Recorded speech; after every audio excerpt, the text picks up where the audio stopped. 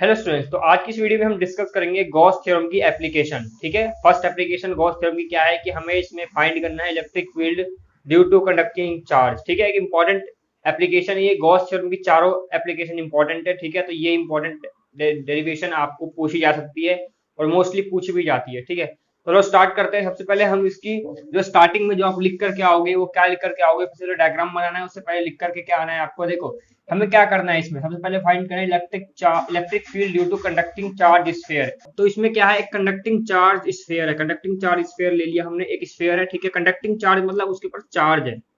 ठीक है, उसके सरफेस पे चार्ज है, देखो लिखा हुआ है let us consider a charge sphere. Consider कर लिया हमने चार्ज स्फीयर जिसकी जिसकी रेडियस कितनी है, इसकी रेडियस कितनी आर है। ठीक है, and the whole charge lies at the surface. जो क्यू चार्ज है, जो प्लस क्यू चार्ज है, वो कहां पर लाई कर रहा है, एट द सरफेस। किसके सरफेस पे, इस कंडक्टिंग चार्ज के सरफेस पे लाई कर रहा है। ठीक है, यहां तक समझ में आया।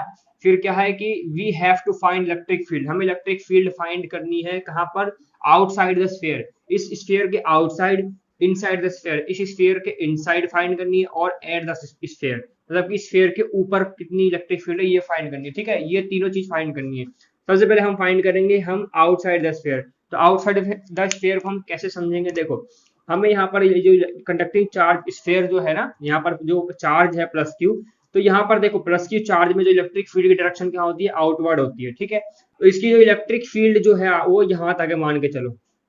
ठीक है, आपको ऐसे शो करके दिखाना है, ये एक इमेजिनरी हम लाइन ड्रॉ कर रहे हैं। इमेजिनरी लाइन ये क्या शो कर रहा है, एक इसकी इलेक्ट्रिक फील्ड शो कर रहा है। इस प्लस क्यू चार्ज की इलेक्ट्रिक फील्ड यहाँ तक है। ठीक है, अब देखो हर तरफ चार्ज है, हमने हर तरफ इसको शो कर दिया इलेक्ट्रिक फील्ड से। ठीक है, क्योंकि प्लस क्यू चार्ज में इलेक्ट्रिक फील्ड आउटवर्ड होती है ना, ऐसे। ठीक है, तो आउटवर्ड इलेक्ट्रिक फील्ड होती है प्लस क्यू चार्ज में, ऐसे यहाँ पर प्लस क्यू चार्ज में मैंने इलेक्ट्रिक फील्ड शो कर दिया। ठीक है, यहाँ तक समझ में आया। अब देखो हमें क्या फाइंड करना है, इलेक्ट्रिक फील्ड फाइंड करनी है। तो इलेक्ट्रिक फील्ड कहाँ होगी, आउटवर्ड होगी, क्योंकि प्लस क्यू चार्ज है, प्लस क्यू चार्ज में इलेक्ट्रिक फील्ड आउटवर्ड होती है ना। तो यहाँ पर देखो हम यहाँ स्मॉल एरिया लेते हैं, यहाँ पर ही हम स्मॉल एरिया ले रहे हैं। ये स्मॉल एरिया क्या है आपका, इस स्मॉल एरिया पे हमें क्या फाइंड करना है, इलेक्ट्रिक फ्लक्स। इलेक्ट्रिक फ्लक्स से पहले तो ये स्मॉल एरिया जो मतलब कि इलेक्ट्रिक फ्लक्स, क्योंकि यहाँ से इलेक्ट्रिक फील्ड, यहाँ से जो डायरेक्शन होगी इलेक्ट्रिक फील्ड की वो क्या होगी, ऐसे जाएगी, है ना, ऐसी जाएगी। तो इलेक्ट्रिक फील्ड आपकी इस डायरेक्शन में जा रही है, क्योंकि आउटवर्ड डायरेक्शन में जाएगी इलेक्ट्रिक फील्ड। और ये जो आपका यहाँ से यहाँ तक क्या है, यहाँ से यहाँ तक का ये आपका आर माना जाएगा, स्मॉल आर। मतलब कि हम क्या कह सकते हैं कि जो फर्स्ट केस है हमारा, ये वाला फर्स्ट केस, इसमें जो स्मॉल आर वो है वो ग्रेटर देन है किससे, कैपिटल आर के। स्मॉल आर ये है आपका यहाँ तक, कैपिटल क्या आर क्या है, ये है आर तक। अब देखो यहाँ पर ये चीज ऐसे है, तो मतलब कि ये फ्लक्स की बात हो रही है यहाँ पर, यहाँ से इलेक्ट्रिक फील्ड लाइंस इससे पास हो रही है स्मॉल एरिया से। स्मॉल एरिया का नाम दे दिया हमने डीएस। ठीक है, ये बता चुका हूँ मैं इलेक्ट्रिक फ्लक्स में। ठीक है, यहाँ पर ये स्मॉल इलेक्ट्रिक फ्लक्स का एरिया डीएस हो गया। यहाँ पर ये क्या है, इलेक्ट्रिक फील्ड है, क्योंकि आउटवर्ड डायरेक्शन में जा रही है इलेक्ट्रिक फील्ड इससे पार होते हुए। और इसी डायरेक्शन में क्या होगा, इसका एरिया वेक्टर एन कैप भी इसी के डायरेक्शन में होगा। ठीक है, तो यहाँ पर दोनों इसी डायरेक्शन में है, इसका मतलब थीटा कितना हो जाएगा, यहाँ पर 0 डिग्री हो जाएगा, क्योंकि दोनों पैरेलल हैं। इलेक्ट्रिक फील्ड और एरिया वेक्टर एन कैप दोनों पैरेलल है, तो यहाँ पर थीटा कितना हो जाएगा, 0 डिग्री हो जाएगा। ठीक है, यहाँ तक ये डायग्राम आपको समझ में आना चाहिए। इसके बाद हम करेंगे इसकी डेरिवेशन स्टार्ट। तो स्टूडेंट्स हम सबसे पहले लिखेंगे using Gauss theorem. Gauss theorem का हम यूज करेंगे, जो मैंने गॉस थ्योरम करवाया हुआ है, जिसमें नहीं दिखा हो जाकर देख सकते हैं। गॉस थ्योरम हमने क्या दिखा था कि जो सरफेस इंटीग्रल था, जो ई डी एस कॉस ई डी एस, इसके ऊपर ऐसा लगा हुआ था। ठीक है, वेक्टर लगा हुआ, E D S is equal to Q upon में एप्सिलॉन नॉट। ये फाइंड किया था हमने। यही होता है कि गॉस थ्योरम क्या होती है, it is the surface integral of electric field over a close loop. It is the surface integral of electric field over a close loop is equal to 1 upon epsilon naught times of total charge. ठीक है, तो ये आपका था Gauss theorem. यहाँ पर देखो हमें क्या करना है, इसके बाद हमें यहाँ पर क्या करना है, ये हटेगा आपका वेक्टर हटेगा तो क्या लगेगा, डॉट प्रोडक्ट में वेक्टर हटता है तो क्या लगता है, cos थीटा लगता है। तो EDS cos theta is equal to आ जाएगा q अपॉन एप्सिलॉन नॉट। अब ये चीज साथ में लेके चलनी है हमें। ठीक है, अब देखो यहाँ पर क्या होगा, थीटा की अगर वैल्यू हम 0 डिग्री रख देंगे यहाँ पर, तो क्या बन जाएगा ये ईडीएस cos 0। अब cos 0 कितना होता है स्टूडेंट्स, 1 होता है ना। मैं यहाँ लिख देता हूँ cos 0 कितना होता है, cos 0 1। ठीक है, अब यहाँ पर क्या बन जाएगा आपका ई डी एस बचेगा, सिर्फ E D S is equal to Q upon epsilon naught बचेगा, है ना। ईडीएस ये तो 1 हो जाएगा। अब देखो डीएस क्या है, सरफेस एरिया। तो सरफेस एरिया जो आपका है यहाँ पर, ये जो सरफेस एरिया है, अगर हम सरफेस एरिया का जो इंटीग्रेशन जो होता है यहाँ पर, अगर हम ई बाहर निकाल लें और integral of D S is equal to Q upon epsilon naught लगा दें, तो जो इंटीग्रल ऑफ डीएस होता है वो होता है सरफेस एरिया के बराबर। डीएस का इंटीग्रेशन क्या होता है, एस होता है। डी अगर ऐसे वो मान के चलो कहीं पर डीएक्स मिले तो वहां पर उसका इंटीग्रेशन एक्स होगा, समझ रहे हो? ठीक है, अगर कहीं आपको dt मिले ऐसे करके उसका इंटीग्रेशन t होगा। ठीक है, तो यही मतलब है, ds का इंटीग्रेशन s होता है और s क्या है हमारा, सरफेस एरिया। तो सरफेस एरिया का इंटीग्रेशन क्या होगा, सॉरी सरफेस एरिया का फॉर्मूला क्या होगा, सरफेस एरिया किसका, स्फीयर का। स्फीयर का सरफेस एरिया का फॉर्मूला होता है 4πr²। ये हमने यूज किया था किसमें, गॉस थ्योरम में भी हमने यूज किया था। ठीक है, तो हम यहाँ पर आगे लिख लेते हैं। तो हम ds की जगह पर क्या लिखेंगे, e 4πr²। ठीक है, ये लिख देंगे e इंटू में 4πr²। इस गोस में क्या हो जाएगा, क्यू अपॉन में एप्सिलॉन नॉट हो जाएगा। ठीक है, अब इलेक्ट्रिक, ये क्या है, इलेक्ट्रिक फील्ड है ना, तो ई इज इक्वल टू हम इलेक्ट्रिक फील्ड फाइंड करनी है। देखो इलेक्ट्रिक फील्ड फाइंड करनी है, इलेक्ट्रिक फील्ड इंटेंसिटी फाइंड करनी है, कहाँ पर, आउटसाइड स्फीयर। आउटसाइड में हम फाइंड कर रहे हैं ना, तो ये क्यू है अपॉन में एप्सिलॉन नॉट है, ये नीचे आ जाएगा 4πr² एप्सिलॉन नॉट। ठीक है, या फिर आप इसको ऐसे अलग करके लिख सकते हो, 1/4 epsilon not Q upon 1/4 Q upon epsilon not. ठीक है, ऐसे ये क्या आ गई आपकी, इलेक्ट्रिक फील्ड आ गई। इलेक्ट्रिक फील्ड इंटेंसिटी जो आपकी यहाँ पर होगी, इलेक्ट्रिक फील्ड आ गई। ठीक है, तो इस तरीके से हम करेंगे यहाँ पर कि अगर आउटसाइड में जो स्फीयर होगा, आउटसाइड स्फीयर यहाँ पर इतनी इलेक्ट्रिक फील्ड होगी। ठीक है, तो स्टूडेंट्स देखो मैंने यहाँ पर क्या कर दिया, यहाँ पर आर स्क्वायर यहाँ था, एप्सिलॉन नॉट यहाँ था, मैंने एप्सिलॉन नॉट इधर कर दिया, आर स्क्वायर इधर कर दिया। तो इससे क्या हो जाएगा, ये पूरी वैल्यू के बन जाएगी, है ना। तो इसलिए हम क्या कर सकते हैं, यहाँ पर एक यहाँ पर फॉर्मूला बन जाए आपका एक तरह से, ई इक्वल टू के क्यू बाय आर स्क्वायर, एक तरह का फॉर्मूला भी बन रहा है। ठीक है, तो यहाँ पर हम इसको फॉर्मूला बन जाए, इसलिए हमने एप्सिलॉन नॉट इधर कर दिया, आर स्क्वायर इधर कर दिया, बाकी कोई वो से प्रॉब्लम नहीं है। ठीक है, तो बाकी तो सेम है सारा। अब देखो मैंने इस चीज को दोबारा से यहाँ पर लिख दिया, बस डिफरेंस क्या है, यहाँ स्मॉल आर है, यहाँ पर कैपिटल आर है। मतलब क्या है, अगर हम small R equal to capital R कर दे, ये कब होगा, जब हम सरफेस पे फाइंड करेंगे इलेक्ट्रिक फील्ड। क्योंकि हमें सेकंड पार्ट में क्या फाइंड करना था, आउटसाइड तो फाइंड कर लिया हमने, आउटसाइड द स्फीयर। अब हम फाइंड कर रहे हैं eight the surface of sphere, तो इसके सरफेस पे कितना होगा इलेक्ट्रिक फील्ड। तो ये इसके सरफेस पे फाइंड करेंगे तो स्मॉल आर और ये दोनों बराबर हो जाएंगे, है ना, ये और ये दोनों बराबर हो जाएंगे। तो small R is equal to क्या हो जाएगा, कैपिटल आर हो जाएगा। तो मैंने इस वैल्यू इलेक्ट्रिक फील्ड की जो फाइंड करी थी वैल्यू यहाँ पर लिख दिया दोबारा, और यहाँ पर कैपिटल आर लिख दिया, इसकी जगह पर स्मॉल आर की जगह पर कैपिटल आर आ गया, बस। ठीक है, बस आपको इसमें यही करना है। अब देखते हैं हम थर्ड। स्टूडेंट्स आप फाइंड करना है electric field inside the sphere. तो उसका एक डायग्राम कैसे बनेगा, देखो डायग्राम आउटसाइड वाले और इनसाइड वाले में बनेगा बस। ठीक है, तो हम एक और कंडक्टिंग चार्ज स्फीयर हम लेट कर रहे हैं। ठीक है, ये कंडक्टिंग चार्ज स्फीयर है। ठीक है, थोड़ा गोल बना देता हूँ मैं इसको।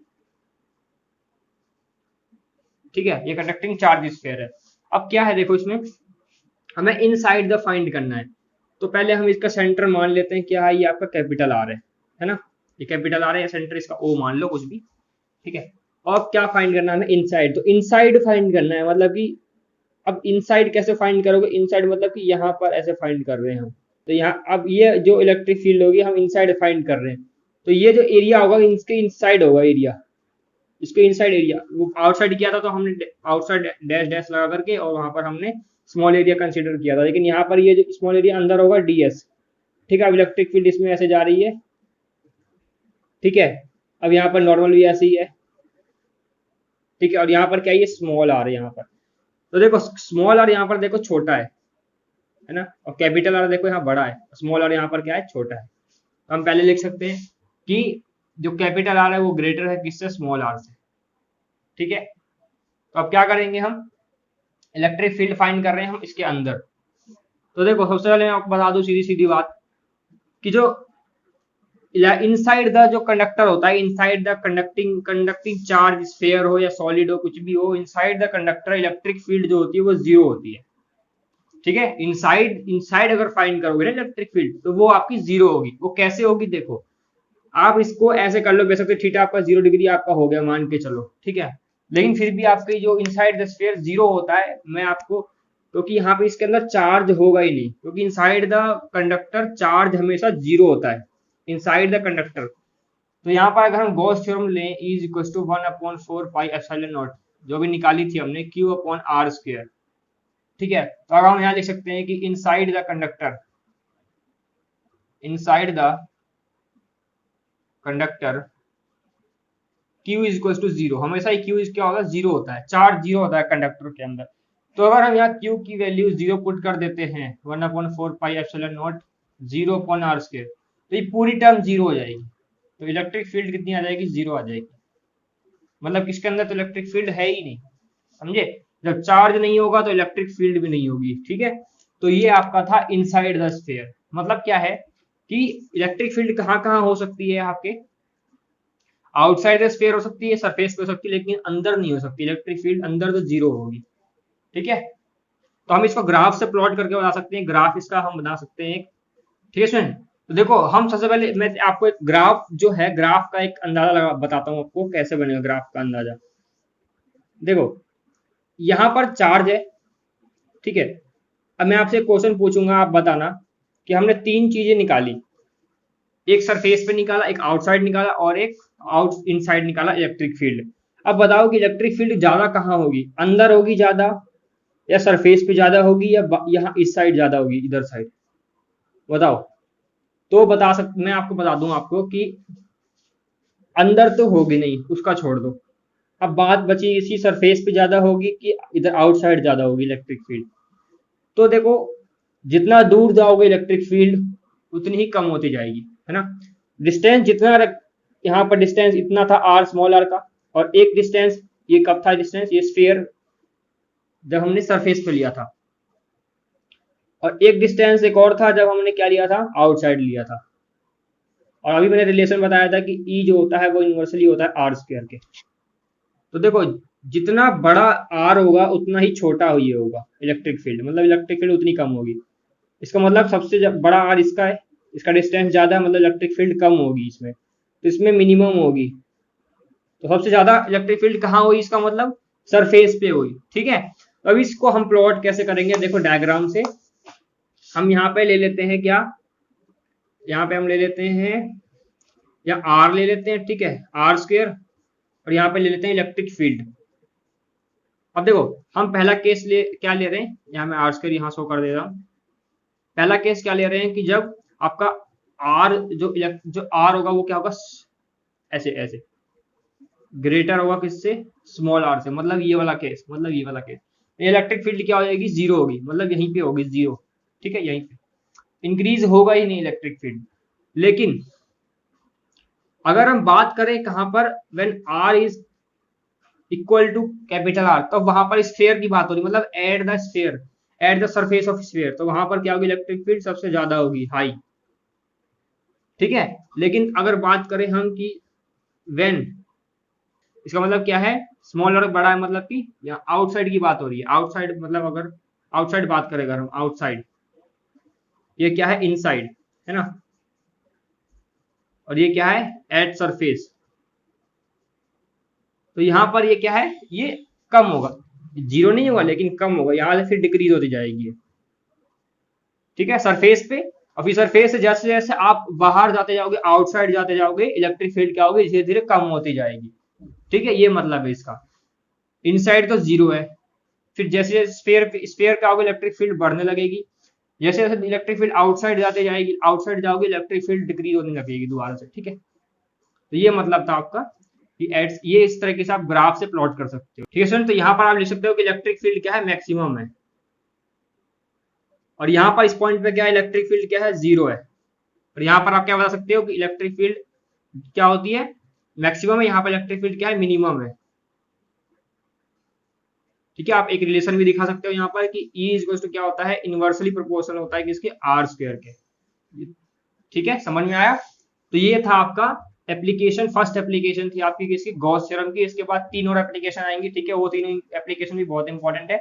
चारों एप्लीकेशन में से कोई ना कोई आपसे जरूर पूछेगा, आप ध्यान रखना, ठीक है। तो आपको इस वीडियो में यहीं तक मैं बताऊंगा, ठीक है। इसके बाद आएगी नेक्स्ट वीडियो, ठीक है। अगर आपको स्टूडेंट समझ में आए वीडियो को लाइक कर देना और चैनल को सब्सक्राइब करना जिसने भी सब्सक्राइब नहीं किया है, और नोटिफिकेशन बेल आइकन को जरूर दबाइएगा, ठीक है। तो फिर मिलेंगे नेक्स्ट वीडियो में, तब तक के लिए पढ़ते रहो। Thanks for watching.